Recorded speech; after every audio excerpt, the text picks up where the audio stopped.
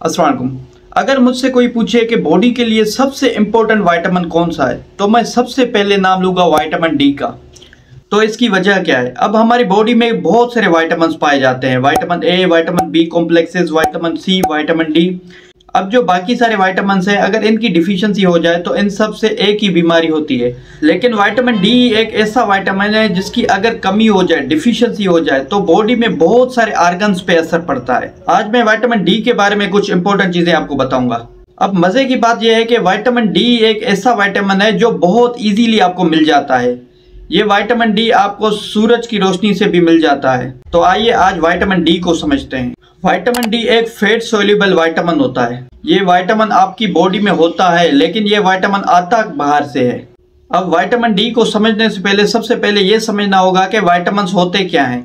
अब विटामिन ये दो कैटेगरी में डिवाइड होते हैं, एक होते हैं फैट सोल्यूबल विटामिन, एक होते हैं वाटर सोल्यूबल विटामिन। अब जो फैट सोल्यूबल विटामिन हैं उनमें विटामिन ए, विटामिन डी और विटामिन ई, विटामिन के, ये सारे फैट सोल्यूबल विटामिन है। Vitamin C, vitamin B complex जो वाटर सोल्यूबल विटामिन है।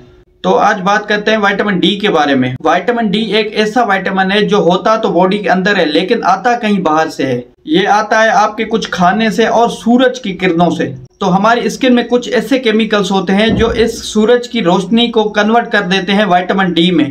तो ये स्किन सूरज से आने वाली रोशनी को एब्जॉर्ब कर लेती है। जैसे ही सूरज की रोशनी हमारी स्किन में एब्जॉर्ब होती है तो ये कन्वर्ट हो जाती है 1,2,5 डाइहाइड्रोक्सीकोलिकोलिफेरॉल नामी एक केमिकल में, जो इनएक्टिव फॉर्म होता है विटामिन डी का, जो बाद में बॉडी में जाके active form of vitamin D बन जाता है। कुदरत ने कितना आसान तरीका रखा है, फिर भी काफी सारे लोग विटामिन डी के डिफिशिएंट हैं।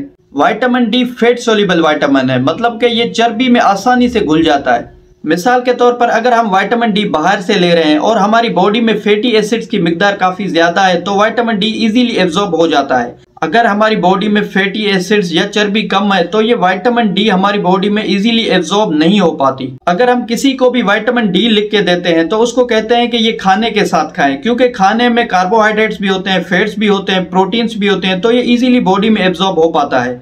अगर विटामिन डी खाली पेट खाया जाए तो ये इजीली बॉडी में एब्जॉर्ब नहीं हो पाता। तो आइए समझते हैं कि विटामिन डी का काम क्या है, ये बॉडी में कौन कौन से इंपॉर्टेंट फंक्शन प्ले कर रहा होता है। इससे पहले ये समझने की जरूरत है कि विटामिन डी के 3 इंपॉर्टेंट फंक्शंस होते हैं। सबसे पहले कि ये कैल्शियम को रेगुलराइज कर रहा होता है, यानी कि विटामिन डी आपकी बॉडी में कैल्शियम और फास्फोरस को मेंटेन कर रहा होता है। विटामिन डी रेगुलराइज कर रहा होता है कि कितना कैल्शियम और फास्फोरस बॉडी में रखना जरूरी है और कितना बाहर निकाल देना है।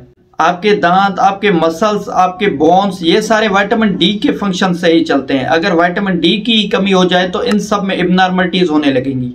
अगर किसी भी वजह से आपकी बॉडी में विटामिन डी की कमी हो जाती है तो आस्ता आस्ता करके आपकी बोन्स टूटने लगेंगी, आपके मसल्स डैमेज होने लगेंगे, आपके दांत खराब होने लगेंगे। इसके अलावा भी अगर आपकी बॉडी में विटामिन डी की डिफिशियंसी हो जाए तो काफी सारे प्रॉब्लम्स हो सकते हैं। अब सबसे ज्यादा इन्हीं बातों पे फोकस किया गया है कि अगर विटामिन डी की डिफिशियंसी हो जाए तो बोन्स की वीकनेस हो जाती है, मसल की वीकनेस हो जाती है। लेकिन इसके अलावा भी अगर आपकी बॉडी में विटामिन डी की डिफिशियंसी हो जाती है तो काफी सारे प्रॉब्लम्स आ सकते हैं।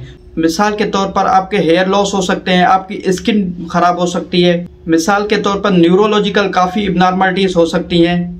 स्टडीज में यह देखा गया है कि काफी सारे ऐसे पेशेंट जिनको मल्टीपल स्क्लेरोसिस डिजीज थी, उनमें ये विटामिन डी की डिफिशियंसी पाई गई। अब ये मल्टीपल स्क्लेरोसिस एक न्यूरोलॉजिकल डिसऑर्डर होता है, दिमाग की एक बीमारी होती है। तो इसका मतलब है कि अगर विटामिन डी की डिफिशियंसी हो जाए तो काफी सारी दिमागी बीमारी भी हो सकती हैं। इसके अलावा विटामिन डी का कार्डियोवास्कुलर की हेल्थ में बहुत रोल है। अगर किसी भी इंसान को विटामिन डी की डिफिशियंसी हो जाए तो उस इंसान को दिल की बीमारियां भी हो सकती हैं। और उसके अलावा विटामिन डी का मेमोरी पे भी काफी इम्पैक्ट होता है। अगर किसी भी इंसान को विटामिन डी डिफिशियंसी है तो उसकी मेमोरी भी लॉस हो सकती है, डिप्रेशन में भी जा सकता है। तो इसलिए लाजमी है कि विटामिन डी प्रॉपर लिया जाए।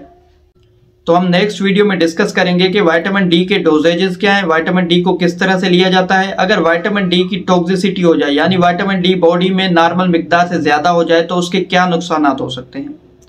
Thank you.